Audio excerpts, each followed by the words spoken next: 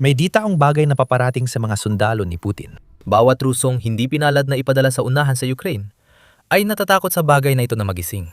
Pero ngayon, nandito na ito. Mechanical, halimaw. Isang solusyon sa kakulangan ng tao na kinaharap ng Ukraine ay narito na ngayon, habang 25,000 walang damdaming makinang dumarating para burahin ng Russia sa mapa. Ibinunyag ni Ministro ng Depensa ng Ukraine, Mikhailo Fedorov, ang inaharap sa digmaan na kinakaharap ng mga tauhan ni Putin. Noong Abril 18, inihayag ni Fedorov sa Telegram na nagresulta ang pagpupulong sa mga gumawa ng mga sistemang robot na panlupa sa Ukraine sa pakakong bibili ang Ministeryo ng Depensa ng 25,000 robot na panlupa bago matapos ang taon. Kasalukuyang ginagawa ang mga robot at ipapamahagi sa prente kapag natapos. Malaking pangako ito mula sa Ukraine Defense Ministry at nagpapakita ng tumitinding paglipat sa robotics na tatalakayin pa natin mamaya. Sa ngayon, sapat nang malaman na ang 25,000 robot na panlupa sa 2026 ay nangangahulugan na bibili ang Ukraine ng doble ng dami ng mga makinang ito na nakamamatay at nakapagliligtas ng buhay kumpara noong 2025. Ipinapakita nito na noong 2025, nagsimulang mag-eksperimento ang Ukraine sa mga robot na panlupa at pagsapit ng 2026 todo na sila. Hindi na lang ito tungkol sa paggamit ng mga makina para tumulong kung saan sila maaring gamitin. Maramihang gumagawa ang Ukraine ng mga robot para palitan ng mas maraming sundalo nila sa frontlines gamit ang mga walang pakiramdam na robot upang gawing katayan para sa mga sundalo ng Russia ang gilingan ng karne na nalikanan nito. May layunin si Fedorov para rito. Tulad ng sinabi niya sa kanyang post, gusto ng Defense Minister ng Ukraine na umabot sa punto na lahat ng pagdadala ng supply sa prente ay may isagawa ng mga sistemang robotiko. Masamang balita yan para sa Russia. Isa sa mga pangunahing estratehiya ni Putin ay ang atakihin ang logistics ng Ukraine kahit saan man ito naroroon. Ang mga ganitong uri ng pag-atake ay may malinaw na benepisyo na mapigilan ang pagdating ng mga supply at kagamitan sa mga lugar kung saan ito kinakailangan sa frontline. Pero hanggang ngayon, ang pangalawang benepisyo ay palaging kapag napigilan ang mga supply, napipigilan din ang mga sundalong Ukrainian. Kailangan may magdala ng mga supply. At ang ganitong gawain noon ay ginagawa ng mga sundalong nagmamaneho ng mga convoy o nagdadala ng mga supply sa mga delikadong lugar para makarating ito sa frontline. Hindi na ngayon. Dahil sa pagdami ng ground robot ng Ukraine, hindi na kailangang isakripisyo ng mga sundalo ang kanilang buhay para sa supply. Gagawin na ng mga robot ang trabaho. Kaya mas maraming infantry ng Ukraine ang mailalaan sa depensa na pumipilit kay Putin na mawalan ng humigit kumulang 1,000 sundalo araw-araw. Oo, ang pagkakaroon ng mas maraming sundalo ay nangangahulugan din na may mga tropa ang Ukraine na maaring magsagawa ng mga matitinding kontra-atake na nagresulta sa paglayan ng mga teritoryo sa nakakagulat na bilis nitong mga nakaraang buwan. Ang 25,000 ground robot sa isang taon ay hindi lang napapalakas sa pangunahing linya ng lohistika ng Ukraine. Dahil dito, mas maraming sundalong Ruso ang namamatay dahil mas mahusay magamit ng Ukraine ang kanilang mga tauhan. Mukhang imposible ang layunin ni Fedorov na mga ground robot ang magsagawa ng buong lohistika sa frontline. Pero hindi dapat ganoon. Malapit nang makamit ng Ukraine ang layunin, lalo na sa frontline kung saan mas mahalaga na ngayon ang lohistika. Nabanggit namin na 2025 ay tila taon ng pagsubok para sa ground robot ng Ukraine. Walang mas malino pa dyan, kundi sa Pokrovsk, kung saan ginugon ng Russia ang taon sa paglulunsad ng matinding pag-atake laban sa isang lungsod na itinuturing nitong isa sa mga susi para makuha ang Donetsk. Nobyembre 2025, kontrolado pa rin ng Ukraine ang bahagi ng Pokrovsk na matindi nilang ipinagtatanggol, isa ng tagumpay para sa kanila. Base sa lohika, dapat matagal nang bumagsak ang Pokrovsk. At isa sa mga dahilan kung bakit nagawang mapanatili ng Ukraine ang kontrol sa lungsod na yon ng matagal, at hanggang ngayon ay patuloy pa ring lumalaban-laban sa mga puwersa ng Russia sa sektor ng Pokrovsk, ay dahil malaki ang ginagampanan ng mga ground robot. Sabi ng BBC, ang mga robot na inanunsyo ni Fedorov na gagawin ng Ukraine ng 25,000 unit, pagsapit 2026, ang responsabale sa halos 70% ng frontline logistics sa Pokrovsk noong Nobyembre ng nakaraang taon. Pagdating ng 2026, mas marami ng operasyon ang sinasagawa ng Ukraine gamit ang kanilang mga ground robot kaysa dati. Noong unang quarter ng taon, 21,500 misyon ang isinagawa ng Ukraine gamit ang mga ground robot at 9,000 dito ay noong Marso.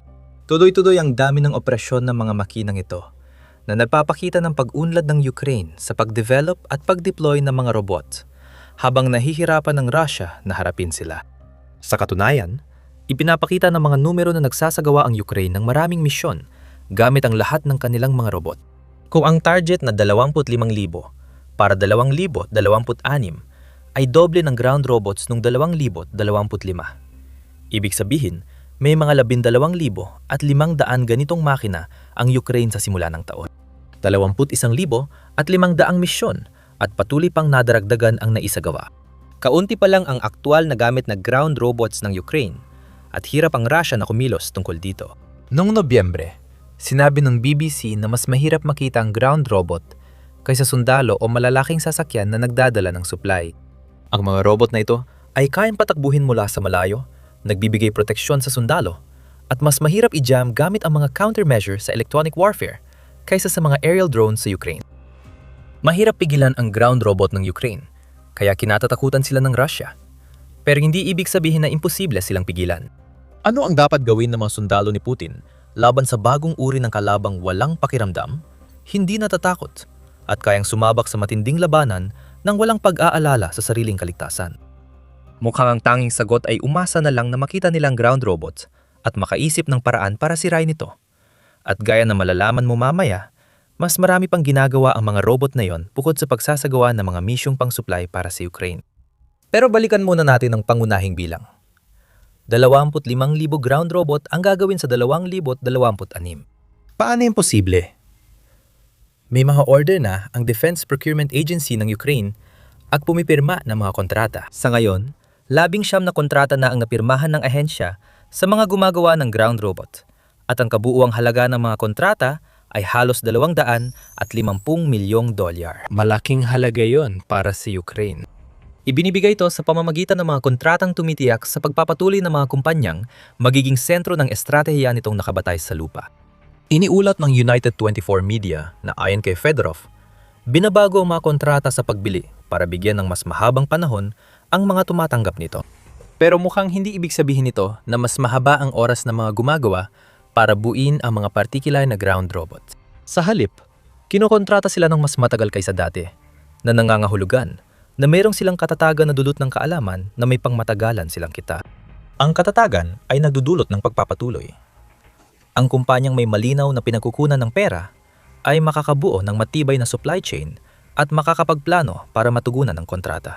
May malaking revolusyon ding nagaganap sa likod ng industriya ng ground robot ng Ukraine, tulad ng sa larangan ng labanan. Mahalaga ring ituuro na ang pagbabagong ito sa pagkuha at produksyon ay hindi lang limitado sa ground-based na bahagi ng robotics industry ng Ukraine. Nag-invest si Fedorov at Defense Ministry sa lahat ng aspeto. Ayon sa Kyiv Independent, bumubuo ang Ukraine ng AI-driven defense ecosystem na may 200 kumpanyang gumagawa ng drone technologies. Ang 19 na kumpanya ng ground robots ay sinamahan ng 12 dosenang gumagawa ng FPV drones, long-range drone missile hybrids, at seafaring drones na tumutulong sa kakulangan ng Navy ng Ukraine. Sa AI, mahigit 300 AI-related development nang naitala ng mga kumpanyang ito sa Brave One platform ng Ukraine, na sentro ng pamamahagi ng pondo sa drone at robot makers. Sa ngayon, ginagamit na ang AI sa higit 70 sistemang nasa larangan na ng labanan. Mahalaga ito dahil pinapakita nitong hindi lang sa dami nakatuon ang Ukraine. Ang 25,000 ground robots na target sa 2026 ay kahanga-hanga, ngunit aktibo ring nakikipagtulungan ng Ukraine sa mga gumagawa para gawing mas mahusay, mas matibay at mas matalino ang mga robot. Dapat mas mabilis tayo kaysa sa kalaban sa bawat yugto, sabi ni Fedorov. Isa sa mga paraan para magawa yon ay ang palitawin ng husay ng iyong pinakamagagaling at pinakamatalino sa pamamagitan ng pagbibigay sa kanila ng lahat ng kailangan nila para magtagumpay. Isa pa itong aspeto ng ground robot revolution sa Ukraine na pinapabuti ni Fedorov at tatalakay natin kung paano. Bago tayo magpatuloy, paalala. Pinapanood mo ang The Military Show. Kung di ka pa subscribed, na yon ang tamang oras, pindutin ang button. Natalakay na ang pinansyal na usapin ng kontrata ng Ukraine at ng mga gumagawa ng ground robot. Patuloy ang Defense Ministry sa pagsiguro na may bibigay ng mga manufacturer ang kailangan ng Ukraine. Sabi ni Fedorov, nagkaroon noon ng Ukraine ng problemang sila rin ang may kagagawan kaugnay ng mga gumagawa nila ng ground robots. Nagpasa ang Ukraine ng batas sa buwis na naging dahilan para mapasa ilalim sa value-added tax ang ilan sa mga manufacturer ng kanilang mga produkto. Nagdulot iyon ng mga pagkaantala. Sabi ni Fedorov, aktibong tinatrabaho ng Ukraine ang pagresolba sa mga isyu sa kontrata na dulot ng pagbabagong ito sa sistema ng buwis na dapat ay magpapahintulot sa mga manufacturer ng Ukraine na may mga kontrata na ipagpatuloy ang kanilang trabaho nang hindi masyadong nag-aalala tungkol sa mga dagdag na singil sa huli.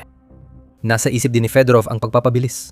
At muli, may mga hakbang nang ipinatupad upang gawing mas mabilis hanggat maaari ang proseso mula sa pagbuo ng ideya, pag-develop, hanggang sa deployment sa larangan ng labanan. Sabing Defense Minister ng Ukraine, ayos ng pondo para sa ground robot. Kaya mas mabilis at mas marami na silang mabibili ngayon. Pinapapabilis ng Defense Ministry ang kontrata para agad makapagsimula ang mga manufacturer nang hindi dumadaan sa maraming papeles. Ayon kay Fedorov, magwawagi sa digmaan sa Ukraine ang bansang mas mabilis kumilos. Walang sasay ang mga bagong ground robot ng Ukraine kung hindi marunong gumamit ang mga sundalong magpapatakbo nito. Napagandaan na rin yon ni Fedorov. Inanunsyo niya sa Telegram ang pagbubukas ng UGV Competence Center sa Ministry of Defense. Sabi ni Fedorov, ang sentrong ito ay makikipagtulungan sa Ukrainian General Staff at militar para pabilisin ang pagpapatupad ng NRCs, ang tawag sa mga ground robot, sa frontline, at magsisilbing sentro para sa mga manufacturer. Pinagsasentralisan ng Ukraine ang pagsasanay at pagsusuri ng ground robot para gawing mas sistematiko at mabilis ang proseso. Mahalaga ang kontroladong bilis sa pagpapatupad at pagdevelop at nagiging eksperto rito ang Ukraine. Ibig sabihin, pinapakawalan ng Ukraine ang isang bagay na sana'y hindi nakita ng Russia sa labanan. Narito na ang mga ground robot at mas marami na sila kaysa dati bago matapos ang 2026.